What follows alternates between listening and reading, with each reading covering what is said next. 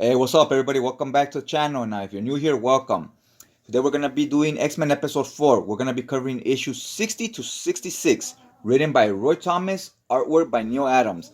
Now, in the last story arc, we got introduced to Havoc and to his mutant abilities and so forth, right? At the end of the story arc, he was deeply injured after the fight. Here, we start off where he's meeting this doctor to deal with his injuries and so forth and his psyche. And this doctor's name is Lycos, aka who will be Sauron, as you can see on the cover here. Dr. Lycos quickly finds out that Havoc is a mutant, and Lycos' powers is to suck other mutants' powers, right? Like kind of like a vampire. So when he finds this out, as he's giving him his treatments and so forth, he's feeding off of Havoc's powers so he can get stronger. And we find out right here, when he gets stronger, he turns into Sauron, into a pterodactyl-like type creature, right? And we have an epic fight scene with him and the X-Men. And it's to introduce you to his first appearance and also to show what kind of powers he wields. So we see he can fly, having a cool fight scene here with Angel.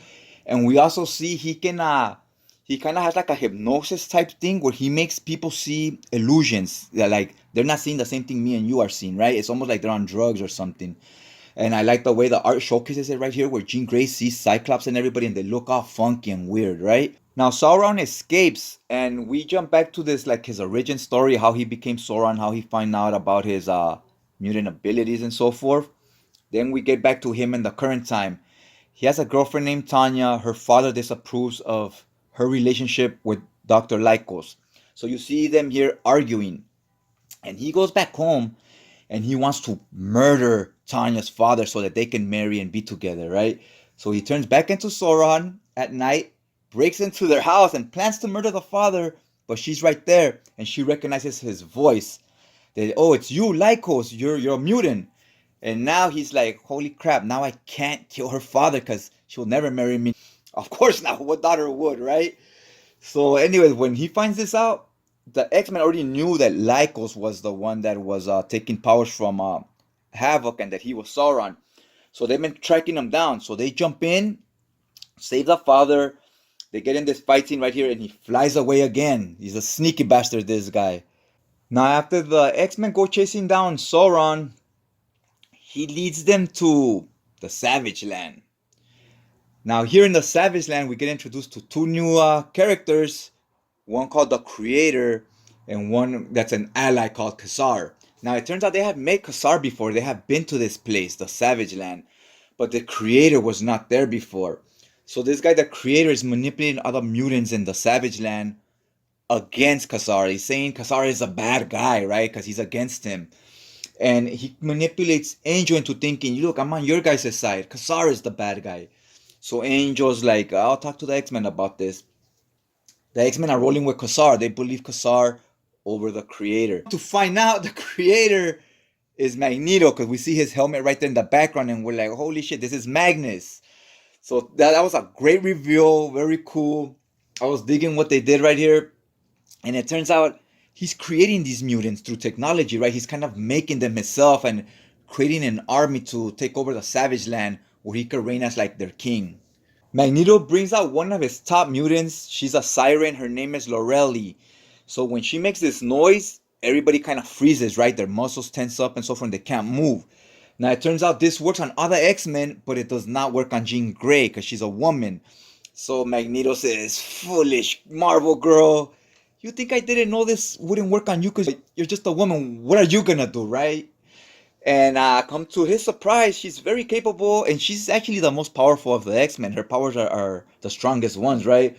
So she's more than enough to fight with Magneto and free her teammates. So right early on these early issues, we're giving Jean Grey a lot of big moments where she tends to be the hero a lot of the time when all the X-Men are down and out. During the whole fighting with Marvel Girl, it's explained to us how Magneto survived the first time when we believe he fell to his demise into the river. And then during this current fight scene, Marvel Girl throws down this piece of the building that knocks Magneto off balance, and it looks like he's falling to his death once again. Marvel Girl pretty much took him out by herself. That's the end of the story. Of course, Magneto will come back. And it seems to be a trope where after every fight scene, they believe they have killed him, but he always tends to survive and beat the odds, right? The last two issues on this hardcover are one-shots. They're pretty simplistic, pretty basic. The first one being Starfire and his origin. So it's a one-shot story where basically he hates America and Americans because they bombed Hiroshima back in the days, and that's where he's from. His father is preaching to him, we need to look forward to the future, to change, right? Stop dwelling on the past way.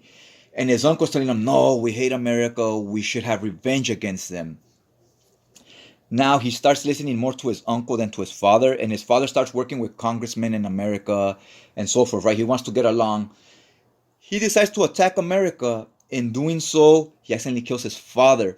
And it took that for him to learn that this wasn't the right way. He needs to get rid of that hate, right? And following his uncle's advice was maybe the wrong choice. So that issue pretty much ends there. And the last story arc was just based on an alien invasion that reintroduced us to Professor X, that he came back from the dead. We're like, where was he at this whole time, right? We thought he was dead, he was buried. And it explained to us how the person that was buried was a clone that was on his way out, a mutant that was going to die anyways, right? So they buried that mutant, and Professor X secretly was like in space somewhere, and he knew about the alien invasion. Story didn't make a lot of sense. It was just a way to reintroduce Professor X and bring him back to the series. Overall, the Sauron issue was pretty solid, and it introduced us to the Savage Land and kind of let us know how Magneto's still back and the shenanigans he was running out there, which I really enjoyed. Always fun to see Magneto here. At this time, he hasn't got played out or overused yet, right? So let me know what you guys thought about this series or about this story arc if you read it before. If you liked the video, hit the like button. Really helps out the channel. And I'll check you guys out next time.